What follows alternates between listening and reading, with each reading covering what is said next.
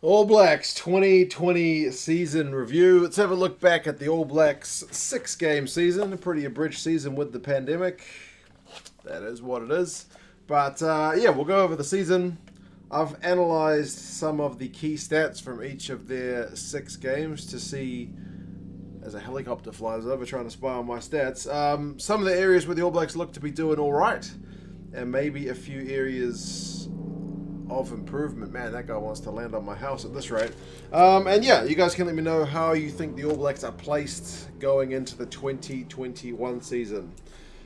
I mean, ultimately, the first thing and maybe the last thing you look at when you're looking at how a season has gone is the record. So 6 games, 3 wins, 2 losses, and a draw.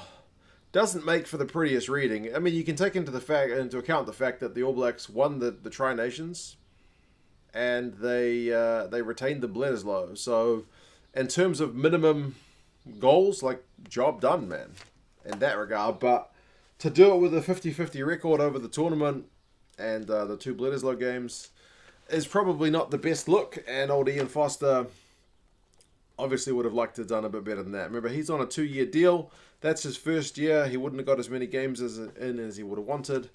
All things going according to plan, then hopefully he'll be able to get a bit more time in charge in 2021. So we've all got a bit more confidence in him, going towards the World Cup. But yeah, that's just kind of one to wait and see.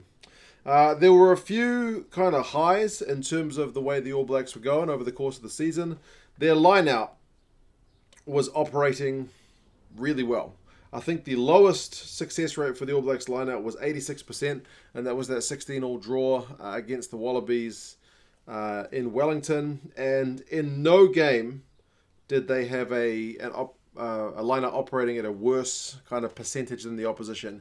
In every game, they either operated at a better success rate or equal. Like the second game against the Wallabies at Eden Park, both sides were at like 91% success rate. But overall, the All Blacks lineout operates at 91.8% success, which is very good, especially when you consider the All Blacks locking stocks have been looking a bit thin, especially with Brodie Retallick on his sabbatical. Sam Whitelock came back from Japan and kind of took a wee while to get into gear, but once he did, he still looked the business, even if he is 32. Tuipulotu, I think, probably had one of his best seasons overall. Maybe tailed off a little bit towards the end of the international season. And you got Tupavai coming along as well. So it's still an area of concern for the All Blacks to maybe build a little bit of that extra level of depth, especially when you consider the fact that Whitelock is 32. He's not getting any younger. Yeah, it's maybe one area that in the long term is one to worry about. But for the short term, the lineout is operating pretty well. They scored loads of tries compared to everybody else. They averaged 3.7 tries a game. Like, the least they scored was 2 tries. It was 2, 4, 6, 3, 2, and 5 throughout the game. So they scored lots of tries. It's not a problem for the All Blacks, and they didn't concede that many. Average score 3.7 tries and conceding 1.2. They managed to keep the Pumas off the try score sheet in that final game. In most games, they only conceded 1. In a couple of games, they conceded 2. So the All Blacks do what the All Blacks do, and they score quite a few tries. I think it was Coles, Jordan, Rico Ioane, and Moonga all got 2. So those are kind of your top try scorers, at least across the Tri Nations, if you don't take into account the 2 Bledisloe games, which are separate. Some of the stuff which was a bit more mixed. Like, it was interesting really to look at the possession and territory stats. Like, the All Blacks averaged over the 6 games 51.7% possession and 53.7% territory, which is positive numbers. And every game where they equaled or bettered the opposition in terms of territory and possession, they won. So the second Bledisloe game was 50-50 possession and territory with the Wallabies. That was a 27-7 win. The big 43-5 first game over in Australia, All Blacks had 57% possession, 56% territory, and that big blowout at the end against the Pumas, 71% possession, 82% territory, absolutely dominant. However, they seemed to struggle a bit when they weren't able to kind of dominate that ball. And that first game, the draw, it was 39 territory and possession for the All Blacks, And the two losses, they had less ball and less territory, 48 and 49 for the 2-point loss to the Wallabies, and 45, that's possession, 46 territory against the Pumas in that 25-15 loss. So, I don't know, it just seems to be, you can kind of make of that what you will with stats. You can read a lot into them, or it could just be a coincidence, but there seems to be a connection with the All Blacks being able to get a hold of the ball and being able to put points on the board. And that may sound natural, but there's been times when the All Blacks have had really high kicking numbers and kind of liked to play down the other end and try to hit teams on the break. That's been the All Blacks thing for a while, so maybe a bit of a change. Average kicks per game, 21.8 kicks from hand. Now, that's an interesting one because the whole debate about whether kicking in rugby is making the game boring is one going on. I've already expressed my thoughts on that in another video. But yeah, interestingly, like compared to England at the moment, who's the Autumn Nations Cup champions, England were kicking 40 plus times a game. So the All Blacks are averaging 21.8. The most they kicked any one game was 29. They did that 2 times. But interestingly, the 2 times the All Blacks got really big wins, the 43-5 over the Wallabies and the 38-0 over the Pumas, those are the 2 games where they kicked the most, 29 times. And the games where they lost, they didn't kick anywhere near as much, 16 times against the Pumas and 20 times against the Wallabies in that loss. The draw, also 20 times, although there's one that kind of bucks the trend, which is that Victory at Eden Park, they only kicked 17 times as well. But you could read a little bit into a connection of more kicking, more points, as counterintuitive as that may seem. But it's the way the breakdown is ruled. Sometimes it's easier to operate without the ball and hope for a turnover. 113 was the average number of runs per game, and 455 is the average number of run meters. So if you're talking meters per carry, the All Blacks are averaging 4, which I think is about right. I think that's the target. Generally speaking, if you can average 4 run meters per run, then you're doing pretty well. It means you're going forward. And there's a clear connection here. Apart from the draw, which you could maybe say is the one exception where they were averaging 4.8 meters per carry, every other result, the wins, the 3 other wins, all really good numbers. 4.9 meters, 4.5 meters, and 4.3 meters. All All Blacks wins. The 2 losses are the 2 times the opposition were able to kind of shut the All Blacks down in terms of being able to carry the ball forwards. The loss to the Wallabies, 3.2, and the loss to the Pumas, 2.6. If you're able to shut the All Blacks down from running the ball, good things are going to happen to you. That seems to be a thing. Passes, that's kind of a hard one to read into, but offloads is an interesting one. The All Blacks actually seemed to kind of lessen the number of offloads they were looking to make as the tournaments went on. The first 2 games were the only games they offloaded in double figures. 10 offloads in the draw and 14 offloads at that game at Eden Park. And then every other game single digits, 4, 7, 4, and 6, averaging 7.5 offloads a game. But again, maybe there's a connection here. There seems to be, in that the games where the All Blacks offloaded more are the games where the All Blacks knocked the ball on more.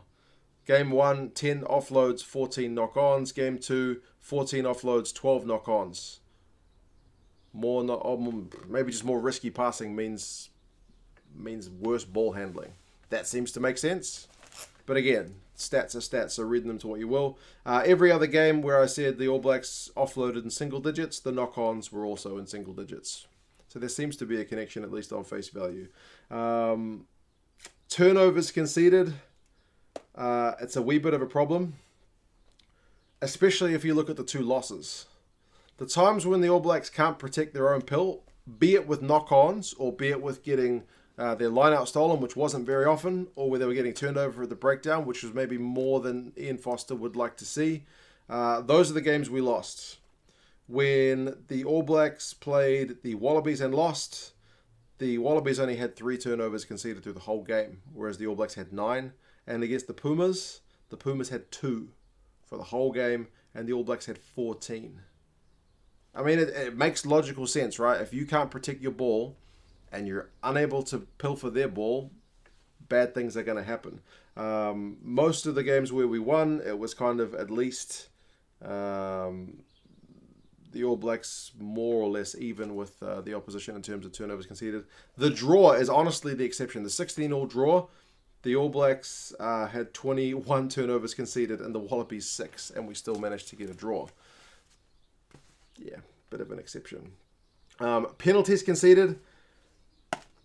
There seems to be a clear pattern here, man. Like, the All Blacks' discipline is, for the most part, pretty good. Average penalties conceded is 9.7. If you can keep it below 10, I think most coaches would be pretty happy. It's when you get into double figures that bad things start to happen. And guess what? The draw and the 3 wins, all single-digit penalty counts. 7, 9, 9, and 7.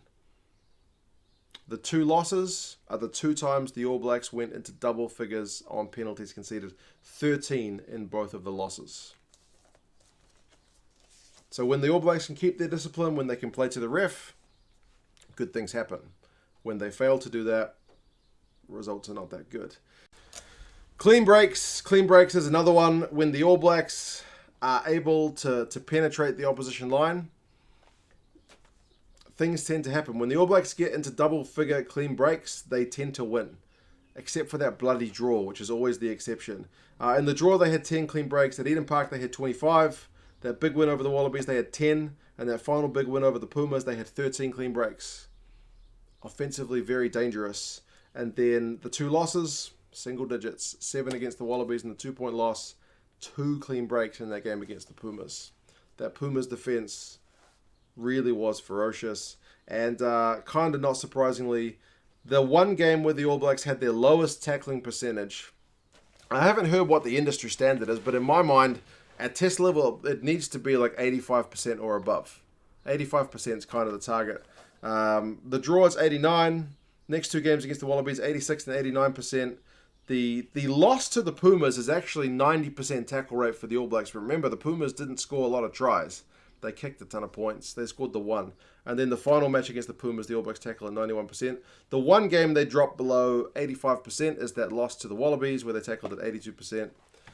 When the defense is not on fire and the attack's not clicking, bad things were happening. So, yeah, it's interesting to kind of see some of those key stats that the All Blacks, at least in the 6 games we've seen under Ian Foster, do well when they've got more ball, which, like I said, in the current state of affairs is not the way every team is playing.